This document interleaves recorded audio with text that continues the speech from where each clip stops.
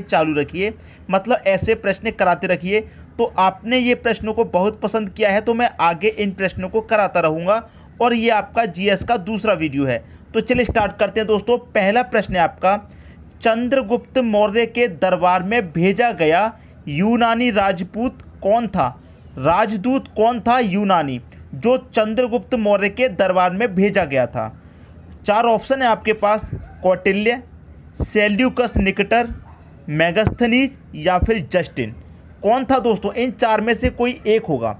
तो देखिए मैं यहाँ पर आपको बता दूँ सबसे पहली बात कि यहाँ पर जो था, जो चंद्रगुप्त मौर्य के दरबार में भेजा गया था यूनानी राजदूत, वो कौन था? वो था दोस्तों मेगास्थनीज।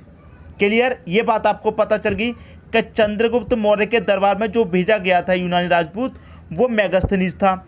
अगर वो ये पूछ ले कि इसको भेजा किसने था, ये बात भी दोस्तों ज़रूरी है। अगर ये पूछ ले कि किसने भेजा था, तो किसने भेजा था दोस्तों, यहाँ पर दिया गया साथ में, सेल्यूकस निकटर ने भेजा था मेगास्थनीज को, चंद्रगुप्त मौर्य के दरबार में भेजा था।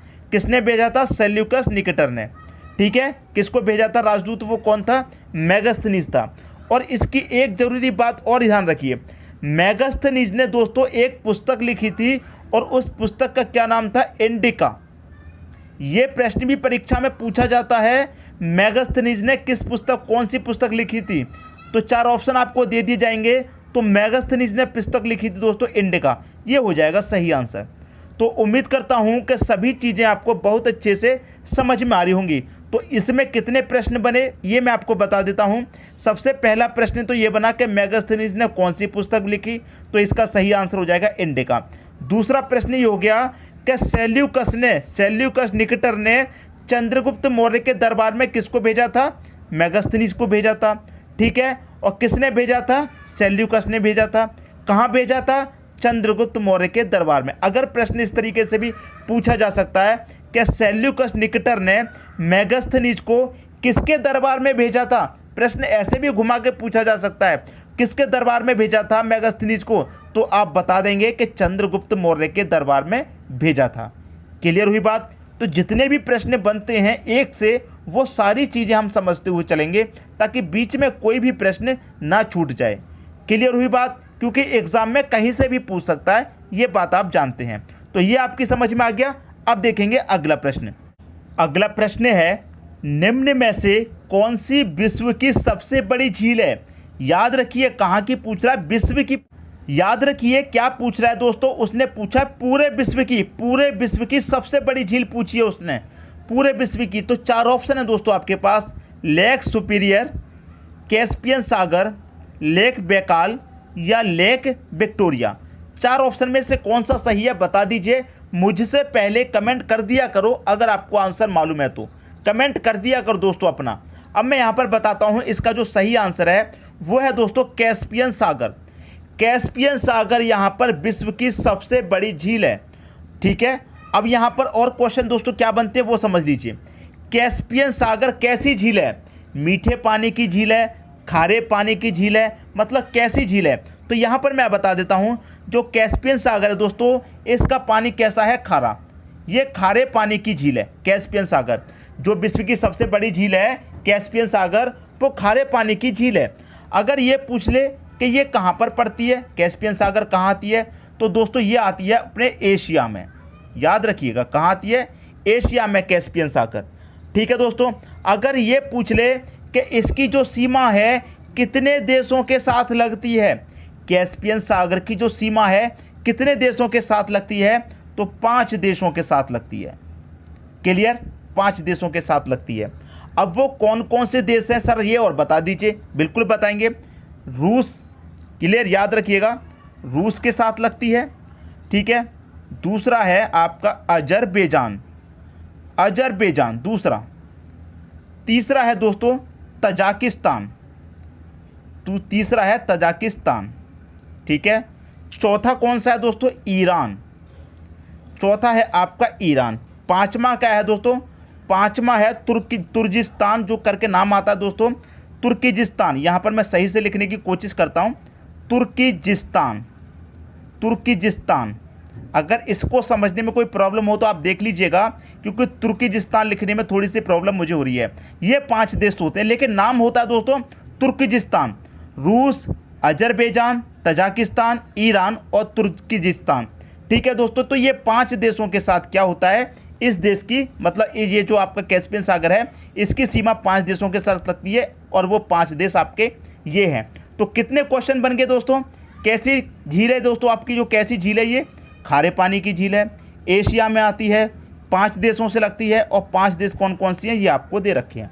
उम्मीद करता हूँ सभी को प्रश्न बहुत अच्छे से समझ में आ गया होगा। अब देखेंगे अगला प्रश्न। अगला प्रश्न है, किस दिन पृथ्वी सूर्य के समीप होती है। समीप का मतलब है दोस्तों पास होती है। वो कौन सा दिन होता है जिस दिन पृथ्वी सूर्य के सबसे पास होती है। तो देखिए मैं आपको बता दूं, ये कौन है दोस्तों, सूर्य। ये दोस्तों क्या है, ये हो गया आपके सूर्यदेव, और सूर्यदेव के चारों तरफ दोस्तों क्या होता है, पृथ्वी परिक्रमा लगाती है सूर्य के चारों तरफ। ये बात आप जानते हैं, लेकिन वो कौन सा दिन आएगा कि ये जो पृथ्वी है सूर्य के निकट हो जाएगी, सूर्य के निकट हो जाएगी, वो कौन सा दिन होगा। 4 ऑप्शन है, 23 सितंबर को, 21 मार्च को, 4 जुलाई को, या फिर 3 जनवरी को। इन 4 ऑप्शन में से कोई एक सही है। तो मैं आपको दोस्तों बता देता हूं कि 3 जनवरी इसका सही आंसर है। ये जो पृथ्वी है हमारी, ये जो पृथ्वी है, ठीक है, ये जो पृथ्वी है जो सूर्य के चारों तरफ परिक्रमा लगा रही है, वो पृथ्वी सूर्य के निकट किस दिन होगी, 3 जनवरी को होगी सबसे निकट। ठीक है, 3 जनवरी को सबसे निकट सूर्य के पास पहुंच जाती है पृथ्वी। ठीक है दोस्तों, इतनी बात समझ में आई। अब आगे की बात इसमें यह है, अगर ये पूछ ले कि इस घटना को क्या कहते हैं, इस घटना को क्या कहते हैं, ये अगर पूछ ले इस घटना को क्या कहते हैं, ये अगर पूछ ले तो कैसे बताएंगे क्या कहते हैं दोस्तों इस घटना को। जिस दिन पृथ्वी सूर्य के सबसे नज़दीक आती है, इस घटना को क्या कहा जाता है, तो मैं आपको बता देता हूं। इस घटना को कहा जाता है दोस्तों उपसौर। इस घटना को क्या कहा जाता है, उपसौर कहा जाता है इस घटना को। ठीक है, तो सारी चीज़ें समझ में आ गई, कहीं पर कोई डाउट नहीं होना चाहिए, सबको समझ में आ गया होगा। अब देखेंगे दोस्तों अगला प्रश्न। अगला प्रश्न है, देश के निम्नलिखित समूहों में से किसके साथ अरुणाचल प्रदेश की साझी सीमाएं हैं। भूटान, बांग्लादेश और चीन, म्यांमार, बांग्लादेश और चीन, भूटान, चीन और म्यांमार, भूटान, बांग्लादेश और म्यांमार।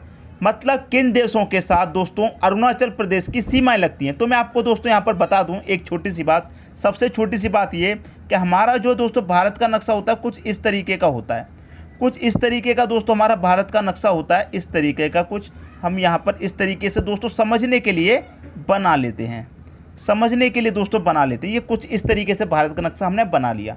ठीक है, और यहाँ पर दोस्तों क्या होता है, यहाँ पर होता है दोस्तों हमारा अरुणाचल प्रदेश, यहाँ पर अरुणाचल प्रदेश होता है, और यहाँ पर क्या होता है दोस्तों म्यांमार, यहाँ पर होता है म्यांमार। ठीक है, और यहाँ पर होता है दोस्तों आपका भूटान, और यहाँ पर होता है दोस्तों आपका चीन। तो यहाँ पर जो हमारा अरुणाचल प्रदेश है वो यहाँ पर जो कह रहा है कि साझी सीमाएं हैं, किन देशों के साथ है साझी सीमाएं, तो यहाँ पर भूटान, चीन और म्यांमार के साथ हैं। ये दे रखा है भूटान, चीन और म्यांमार, सी ऑप्शन में। ये आपके प्रश्न का दोस्तों सही आंसर हो जाएगा। उम्मीद करता हूँ कि सभी की समझ में प्रश्न बहुत अच्छे तरीके से दोस्तों आ गया होगा। अब देखेंगे अगला प्रश्न। अगला प्रश्न है, बांदीपुर राष्ट्रीय उद्यान किस राज्य में स्थित है। ये प्रश्न दोस्तों कई बार पूछा भी जा चुका है, तो इम्पोर्टेंट प्रश्न है और बिल्कुल भी वक्त मत लगाइए। अगर बांदीपुर की जगह बांदीपुरा भी कहा जा सकता है। देखिए यहाँ पर मैं बता दूं, यहाँ दे रखा है प्रश्न में, क्या दे रखा है, बांदीपुर। ठीक है, बांदीपुर, बांदीपुर की जगह दोस्तों यहाँ पर बांदीपुरा भी कहा जा सकता है। ठीक है, या तो बांदीपुर कहेगा या बांदीपुरा कहेगा, दोनों में से कुछ भी कहा जा सकता है। तो राष्ट्रीय उद्यान किस राज्य में ये कह रहा है, तो सीधा सीधा आंख बंद करके लगा दीजिए, कर्नाटक में है। ठीक है, राष्ट्रीय उद्यान किस राज्य में है, कर्नाटक राज्य में है। ये आपके प्रश्न का दोस्तों सही आंसर हो जाएगा। बात आ गई समझ में। अब देखेंगे अगला प्रश्न। अगला प्रश्न है, हाल ही के वर्षों में भारत की केंद्रीय सरकार के व्यय का सबसे बड़ा भाग है। सबसे बड़ा भाग क्या है दोस्तों, रक्षा, सहायकी, ब्याज भुगतान या सामान्य सेवाएं। ये आपको दोस्तों बताना। 4 ऑप्शन है आपके पास, कौन सा सही होगा। पूछ क्या रहा है कि हाल ही के वर्षों में भारत की केंद्रीय सरकार के व्यय का सबसे बड़ा भाग, व्यय का मतलब खर्च का सबसे बड़ा भाग आपको बता देना है। ठीक है दोस्तों, तो यहाँ पर मैं आपको कुछ जानकारी दे देता हूँ। देखिए दोस्तों, ये है हमारा भारत। भारत की क्या होगी, एक तो आय होगी तो एक होगा व्यय। ठीक है, क्लियर, आय भी होती है व्यय भी होता है। आपसे पूछ रहा है व्यय, तो यहाँ पर मैं आपको एक बात बता दूँ, जो आय और व्यय के विवरण को क्या कहते हैं, बजट कहते हैं। आय और व्यय इसके विवरण को दोस्तों क्या कहा जाता है, बजट कहा जाता है। ठीक है, बजट कहा जाता है। ठीक है, अब देखिए ये बजट लास्ट में कब पारित किया गया, लास्ट में दोस्तों 2021 और 2022 का बजट पारित किया गया। इतनी बात दोस्तों समझ में आई, 2021 और 2022 का बजट पारित किया गया, प्रस्तुत किया गया। अब आप कहेंगे सर इसको प्रस्तुत कौन करता है, ये और बता दीजिए। तो दोस्तों ये आपका आर्टिकल, यहाँ पर मैं लिख देता हूँ, आर्टिकल 112 के अनुसार होता है। ये जो बजट आपका पास होता है तो आर्टिकल 112 के अनुसार होता है। और इसको करता कौन है, इसका विवरण और दीजिए, इसे करता कौन है। तो दोस्तों इसको करता है आपका वित्त मंत्री, यहाँ लिखते हैं। इसको दोस्तों कौन करता है, वित्त मंत्री करता है। इस बजट को कौन प्रस्तुत करता है दोस्तों, वित्त मंत्री प्रस्तुत करता है। अब जो मेन बात थी वो तो अभी तक सीखी नहीं। मेन बात उसने ये पूछा है कि सरकार का व्यय का सबसे बड़ा भाग क्या है। जो सबसे बड़ा भाग है खर्च का, व्यय का मतलब खर्च का, वो सबसे बड़ा भाग है दोस्तों ब्याज। ब्याज के रूप में सबसे बड़ा व्यय होता है, याद रखिएगा। कुछ लोग आंसर कर देंगे यहाँ पर सामान्य सेवा में, नहीं, ब्याज भुगतान में सबसे बड़ा खर्च होता है। ठीक है, बात सभी की समझ में आ गई। तो जो हमारा मेन क्वेश्चन था कि यहाँ पर हाल ही के वर्षों में भारत की केंद्रीय सरकार के व्यय का सबसे बड़ा भाग क्या है, ब्याज है। जो खर्च का सबसे बड़ा भाग बना है वो है ब्याज। सही आंसर हो गया। क्लियर। तो मैं उम्मीद करता हूं कि सभी को प्रश्न बहुत अच्छे से समझ में आ गया होगा। पहला पार्ट को आपने बहुत पसंद किया, आज दूसरा पार्ट आपको कैसा लगा कमेंट बॉक्स में ज़रूर बताइएगा, ताकि हम जल्दी जल्दी इसके पार्ट रेगुलर लाते रहें। अच्छे अच्छे क्वेश्चन ढूंढ कर लाएंगे आपके लिए और पूरी जानकारी देंगे, क्योंकि हमको पता है एग्ज़ाम आपके नज़दीक है, बहुत नज़दीक एग्ज़ाम आ चुके हैं। तो तैयारी में आप लगे रहिए और रेगुलर वीडियोज़ को देखते रहिए। ठीक है दोस्तों, वीडियो देखने के लिए आपका बहुत बहुत धन्यवाद।